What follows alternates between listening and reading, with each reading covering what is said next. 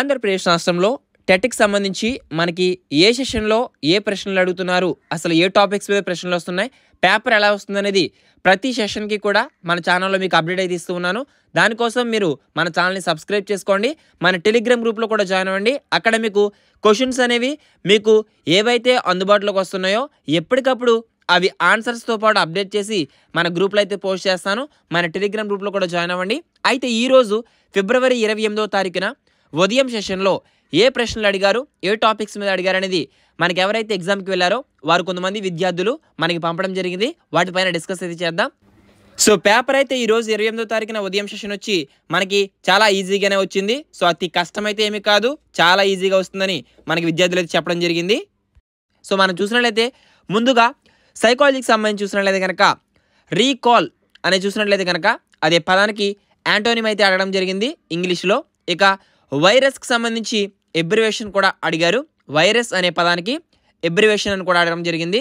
ఇక సైకాలజీకి సంబంధించి బాలల రక్షణ కోసం పనిచేసే సంస్థ నెంబర్ ఏంటి అని అడిగారు. 1098. ఓకేనా? సో చాలా ఇంపార్టెంట్ బిట్. అదే విధముగా నిద్రలో కళ్ళు తెరిచే ఉండే జీవి ఏంటి అనే ప్రశ్న అయితే అడిగారు. ఇక అదే విధముగా విభక్తుల కోసం కూడా ఒక ప్రశ్న అయితే అడిగారు. ఇక రూపక సిద్ధాంతానికి సంబంధించి ఒక ప్రశ్న అయితే అడగడం జరిగింది.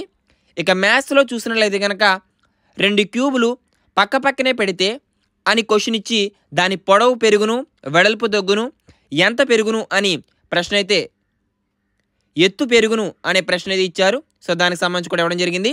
సంధి సూత్రాలకు సంబంధించి వృద్ధి సంధి సూత్రం అయితే అడిగారు. ఇక మ్యాథ్స్కి సంబంధించి పొదుపు అండ్ లావాదేవీలు చూసేది కూడా ఏంటి అనే ప్రశ్న అయితే అడిగారు.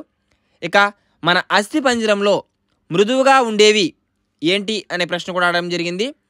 ఇక వృత్త వైశాల్యం కోసం కూడా అడగడం జరిగింది. సో ఇంకా మనకి ప్రశ్నలు అయితే వస్తూ ఉంటాయి. అవన్నీ కూడా పీడిఎఫ్లా తయారు చేసి మీకు మన టెలిగ్రామ్ గ్రూప్లో పోస్ట్ చేస్తాను. టెలిగ్రామ్ గ్రూప్ లింక్ అయితే వీడియో డిస్క్రిప్షన్లో ఇస్తాను. మీరు ప్రతి ఒక్కరు కూడా టెలిగ్రామ్ గ్రూప్లో జాయిన్ అవ్వండి. అక్కడ మీకు అప్డేట్స్ అనేవి తెలియజేస్తాను. అదే విధముగా ఈ యొక్క పీడిఎఫ్ అనేది డౌన్లోడ్ చేసుకోవాలనుకుంటే గూగుల్లోకి వెళ్ళి rkcompetitive@blogspot.com వెబ్సైట్ చెక్ చేస్తే మీకు అక్కడి నుంచి కూడా డౌన్లోడ్ చేసుకోవచ్చు. సో ఎప్పటికప్పుడు ఇలాంటి అప్డేట్స్ అనేవి మన ఛానల్ ద్వారా అందించడం జరుగుతుంది. ఇంకొక ప్రశ్న చూసినట్లయితే కనుక పీచు పదార్థానికి మరొక పేరు ఏమిటి అనే ప్రశ్న కూడా అడిగారు.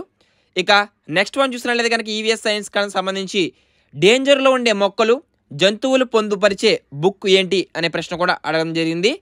ఇక తెలుగుకి సంబంధించి చుతఫలం అనే పదానికి అర్థమేంటో కనుగొనమన్నారు.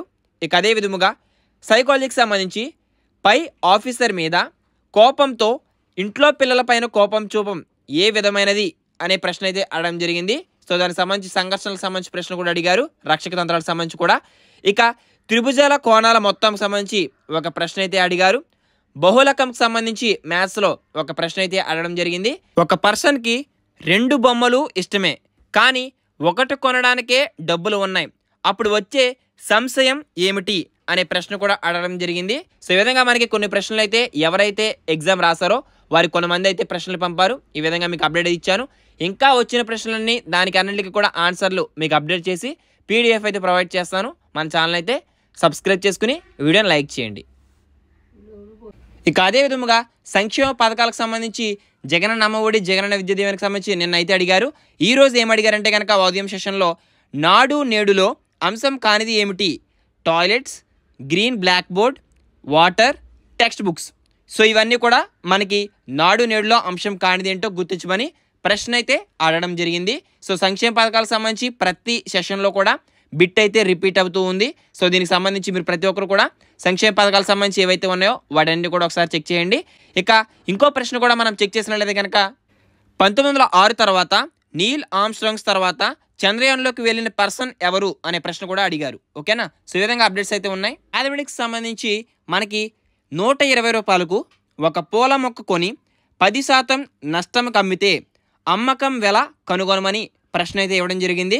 సో మనకి మ్యాథమెటిక్స్ సంబంధించి సమ్స్ అయితే లాభానికి నష్టానికి సంబంధించి మీద ఒక ప్రశ్న అయితే అడిగారు. సో ప్రతి ఒక్కరు కూడా ఈ టాపిక్ అనేది మీరు ఖచ్చితంగా మేమేమైతే బిట్స్ ఈ యొక్క ఎందుకు అందిస్తున్నామంటే ఎవరైతే నెక్స్ట్ సెషన్కి పరీక్ష రాయడానికి వెళ్తున్నారో వారందరూ కూడా ఈ యొక్క టాపిక్స్ రిలేటెడ్గా మీరు ప్రతిదీ చెక్ చేసుకుంటారని ఈ యొక్క బిట్స్ అయితే ప్రొవైడ్ చేస్తున్నాం. మేము చేసే హార్డ్ వర్క్కి మీరు ఇచ్చే సపోర్ట్, లైక్ అండ్ సబ్స్క్రైబ్ అయితే చేయండి మన ఛానల్ని. అదేవిధంగా మీ యొక్క మిత్రులకు కూడా ఈ యొక్క వీడియోస్ని షేర్ చేయండి. ఓకేనా? ఒక బస్సు 11:20 AM బయలుదేరి 2:40 PM చేరిన ఆ బస్ ప్రయాణ కాలం ఎంత అని ప్రశ్న అయితే అడిగారు. సో మీకు సంబంధించి 3 గంటల 20 నిమిషాలు దాని యొక్క ఆన్సర్. సో ఈ విధంగా మనకి ఈరోజు జరిగిన ఉదయం సెషన్లో ప్రశ్నలు అయితే మనకి కొన్ని అందుబాటులోకి వచ్చాయి. ఇంకా అప్డేట్ చేసి మన ఛానల్లో పోస్ట్ చేయడం జరుగుతుంది మన టెలిగ్రామ్ గ్రూప్లో. సో ప్రతి ఒక్కరు కూడా గ్రూప్లో జాయిన్ అవ్వండి. All the best for everyone. Thanks for watching. మరొక ఇన్ఫర్మేటివ్ అప్డేట్ అందరూ కలుసుకుందాం. Have a nice day.